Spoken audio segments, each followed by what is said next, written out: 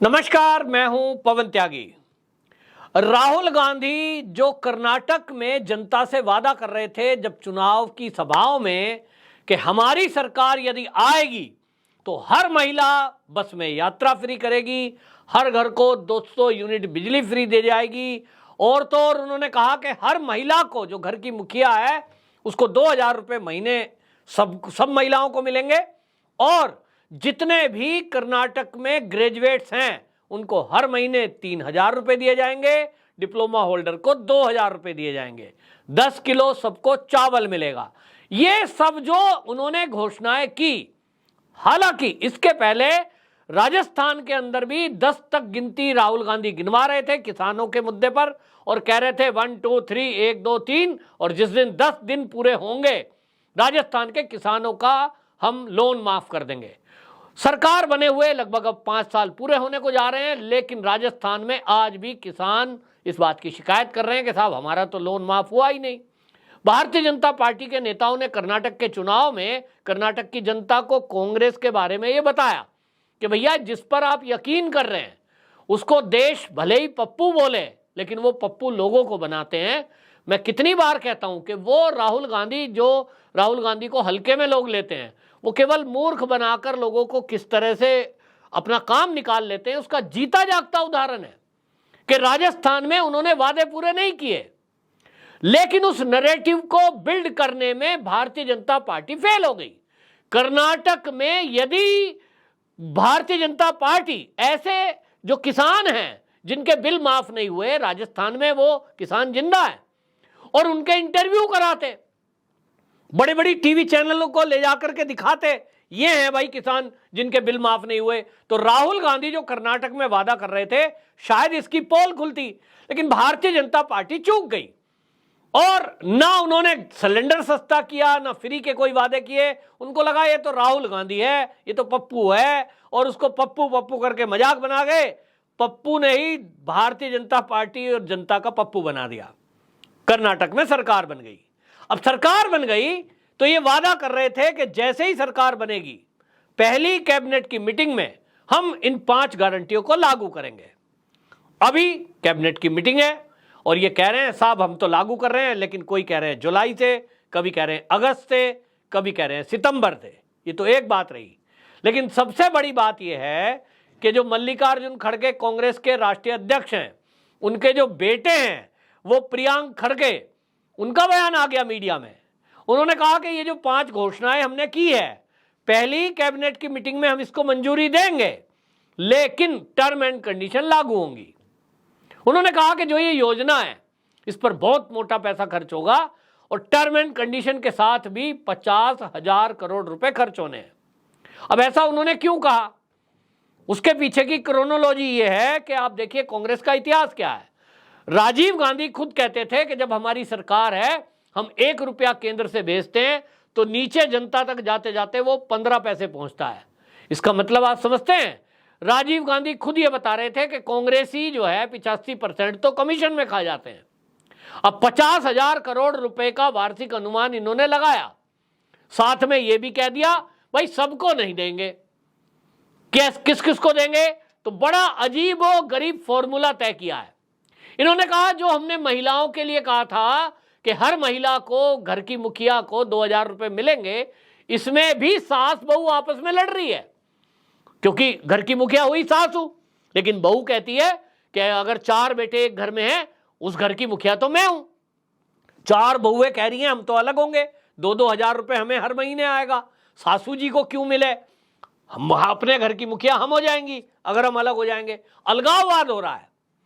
लेकिन यहां सरकार ने एक और झटका दिया। उन्होंने कहा कि ज्यादा खुश होने की जरूरत नहीं है। किसको दिया जाएगा, बीपीएल कार्ड धारक जो परिवार हैं, उनके परिवार में जो महिला है वो भी मुखिया महिला, उसको दिया जाएगा, और अंत्योदय कार्ड जिनके पास है उनको देंगे हम 2000। बाकी बड़े खुश हो रहे थे कि साहब राहुल गांधी जी ने कहा है सबको मिलेगा। अब उन्होंने झंडी काट दी केवल बीपीएल, और अभी देखते जाइए बीपीएल और अंत्योदय कार्ड वालों को भी मिलता है या नहीं मिलता, और कितनों को मिलता है, ये देखने की बात होगी। बहरहाल सरकार ने कह दिया कि टर्म एंड कंडीशन है भाई, और इसलिए केवल बीपीएल वालों को मिलेगा, ये अभी से आ गया। दूसरा, बिजली फ्री मिलेगी सबको 200 यूनिट, उसमें भी बड़ा अजब गजब फार्मूला निकाला है। उन्होंने कह दिया बिजली जो फ्री मिलेगी उसका एक फॉर्मूला है, और फॉर्मूला क्या बताया कि पूरे साल का आपका जो कंजम्पशन है उसका एवरेज निकाला जाएगा। मान लीजिए आप और 100 यूनिट महीने की खर्च करते हैं, कभी 80, कभी 90, कभी 100, और उसका एवरेज निकाल करके 100 आ गया। 12 महीने का 1200, फिर 100 से उसको 12 से भाग देंगे तो 100 आ जाएगा। मंत्री जी कहते हैं कि जो उसमें 10% आएगा, टोटल साल के कंजम्पशन का जो एवरेज निकलेगा उसमें प्लस 10%, उतना फ्री आप ले सकते हैं। अब ये गणित आप सीधे सीधे समझिए। यदि मान लीजिए कोई व्यक्ति जिसका एवरेज कभी 110, कभी 120, कभी 90, कभी 80, ऐसा सर्दियों में एसी वेसी नहीं चलता, पंखा कूलर, तो अगर एवरेज आ गया 100, तो 100 एवरेज पर 10% प्लस कर दीजिए तो 110 यूनिट फ्री होंगी बस उसकी, ओनली 110। 200 यूनिट बिजली फ्री वादा किया है, लेकिन यहां होगी 110, क्योंकि साल का एवरेज निकलेगा। अब यह अखबारों में आ रहा है कि जो कर्नाटक में जो गरीब लोग हैं, झुग्गी झोपड़ी में रहते हैं, उनका तो एवरेज 67, 64 है महीने का, जो गरीब आदमी है यूनिट के हिसाब से। तो कितना फायदा मिला उसको?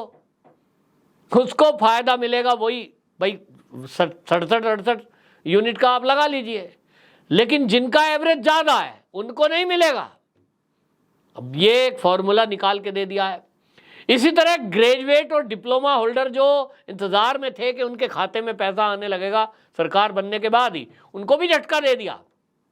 वहां जो अब बोला गया है कि भैया ऐसा है, जो डिप्लोमा और जो ग्रेजुएट है, राहुल गांधी जी ने कहा होगा, वो तो गए विदेश, उनको थोड़ा ही देना है, सरकार तो हमें चलानी है, तो किनको मिलेगा? उन्होंने कहा कि जब आपके हाथ में आपका डिग्री या डिप्लोमा आता है, मान लीजिए मार्च महीने में आपको डिप्लोमा मिला, आपको अपनी डिग्री मिली, तो उसके 6 महीने तक देंगे बस हम, वो बेरोजगारी भत्ता बस 6 महीने के लिए देंगे। 6 महीने बाद आप अपनी नौकरी ढूंढो, हमने 6 महीने आपको बिठा के खिला दिया। तो 3000 देंगे ग्रेजुएट्स को, 1500 देंगे डिप्लोमा होल्डर को, और जिस डेट में आपके पास डिप्लोमा आपके हाथ में आया, डिप्लोमा या डिग्री, वो आपको बताना पड़ेगा, उसके 6 महीने तक देंगे। अब यहां भी खेल होगा कि भाई अगर कोई जो है घर में बैठा है, उसका डिप्लोमा या डिग्री अभी नहीं आया, एग्जाम खत्म कर दिए, डिप्लोमा बहुत बार 6-6 महीने बाद आता है, उस दौरान उसको कुछ नहीं मिलेगा। जब डिप्लोमा या डिग्री किसी के हाथ में आ जाती है तो यह सोचने की बात है कि कोई भी बंदा अगर डिप्लोमा होल्डर है, उसके हाथ में डिप्लोमा है, क्या वो घर बैठा रहेगा? मुझे तो 1500 रुपया महीना सरकार से लेना है, इसलिए नौकरी नहीं करूंगा। अरे भाई नौकरी लगेगी 15-20 हजार की, 30 हजार की, तो कोई निठल्ला तो बैठेगा नहीं। हाँ, जिनकी नौकरी नहीं लगेगी उनको केवल 6 महीने तक वो पैसे मिलेंगे। लोग सोच रहे थे कि अगर हमारे पास डिप्लोमा या डिग्री है और हम नौकरी नहीं करते, पिंचर लगाते हैं, कोई कुछ और काम करता है, सबको सरकार देगी, बैठे बिठाए हमारे खाते में 3000 रुपया आता रहेगा।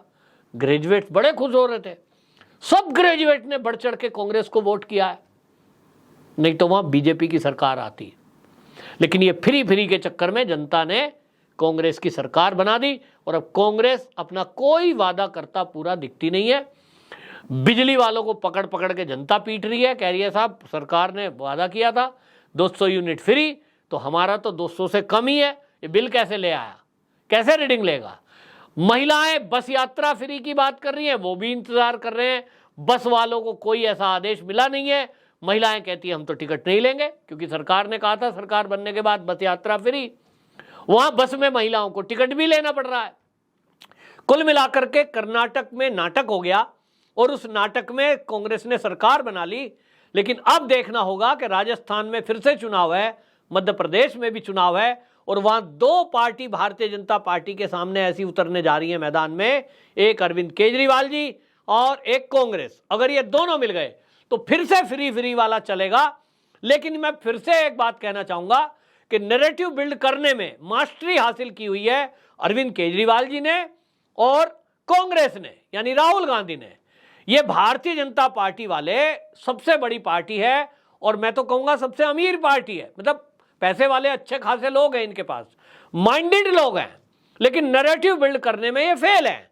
ये कहीं उन मुद्दों को उठा ही नहीं पाते। मुझे लगता है इनके आईटी सेल वाले भी शायद सरकारी नौकरी की तरह हो जाते हैं, डेली सुबह जा रहे हैं शाम को आ रहे हैं, ज़्यादातर रेफरेंस वाले होते होंगे शायद, और इसलिए वो काम कैसा करते हैं मुझे पता नहीं। नेता भी हल्के दिखाई देते हैं कि एक तरफ जिसको आप पप्पू कह रहे हो वो एक के बाद एक झटके देता है, एक नैरेटिव बिल्ड करता है और आप फिर उसकी सफाई देते चले जाते हो। वो विदेश की धरती में बैठ के कुछ बोलता है, मीडिया उसको कवरेज मिलती है, आपकी कोई नेता की बाइट मोदी जी के अलावा कहीं मीडिया में आती नहीं है। क्या हिसाब किताब है अब देख रहे हैं। राजस्थान में चुनाव है और मध्य प्रदेश में इतने काम हुए हैं और उस कामों में अब अभी भी ये लग रहा है कि मतलब कुछ भी हो सकता है डामाडोल। और हरियाणा का मामला तो है ही खराब, छत्तीसगढ़ भी अभी बीजेपी के हाथ से जाने वाला है, अभी तक के माहौल ये हैं। तो कुल मिलाकर इनको एक्टिव होना पड़ेगा और खाली एक व्यक्ति का मजाक बनाएं आप पप्पू पप्पू कह के, या अरविंद केजरीवाल का मजाक बनाएं। वो मजाक बनाने से पहले आप अपनी तैयारी तो करो, देखो कि उन्होंने किस तरह से अपने कार्यकर्ताओं को आगे बढ़ाया हुआ है। आईटी सेल में भर्ती किए हुए हैं, चाहे पार्टी के लिए काम कर रहे हैं, केजरीवाल हो या कांग्रेस, अपने कार्यकर्ताओं के लिए किस तरह से वो आगे बढ़कर काम करते हैं। केजरीवाल जी ने कितने ही लोगों को डीसीडी में भर्ती करके, लड़का और लड़कियों को 20-20 हजार रुपए तनख्वाह मिल रही है।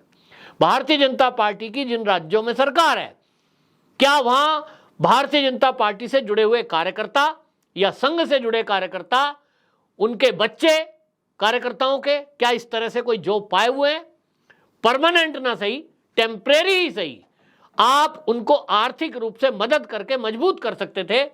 केवल राष्ट्रीयता का भाषण देकर आप उनसे काम कब तक लेंगे, ये एक बड़ा सवाल है। और इस पैटर्न को, इसको ध्यान देना होगा, नहीं तो 2024 का चुनाव आने वाला है। आप देखें कि ये राज्य तो जाने ही वाले हैं। मध्य प्रदेश में सरकार बन जाएगी, लेकिन वो शिवराज जी का व्यक्तिगत मामला है।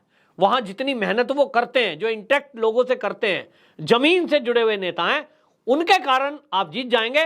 राजस्थान में उठापटक है, जब तक वो ठीक नहीं होगी मुश्किल है। और 2024 में फिर से ये चुनौतियां हैं। आप फ्री में गेहूं दे रहे हैं, फ्री में आप इलाज कर रहे हैं, बाकी चीजें कर रहे हैं, लेकिन आप सिलेंडर सस्ता नहीं कर रहे हैं, कार्यकर्ताओं के काम नहीं हो रहे हैं, ऐसी शिकायतें हैं। उस पर जब तक आप ध्यान नहीं देंगे, अपने लोगों की सपोर्ट नहीं करेंगे, तो आपके लिए मैदान में उतरकर कौन दिन के धूप में नारे लगाएगा, ये बड़ा सवाल है। तो इस मामले में केजरीवाल जी से और कांग्रेस से बीजेपी को सीखना चाहिए। कुल मिलाकर आप देखिए कि ये काम भी नहीं करते, ना वादे पूरे करते हैं, फिर भी सरकार बनाने में कामयाब हो जाते हैं। जबकि भाजपा को देखिए कि राष्ट्रवादी पार्टी है, ईमानदार पार्टी है, देश हित में काम करती है, उसके बावजूद भी वो अपना नैरेटिव सेट करने में विफल दिखाई देती है।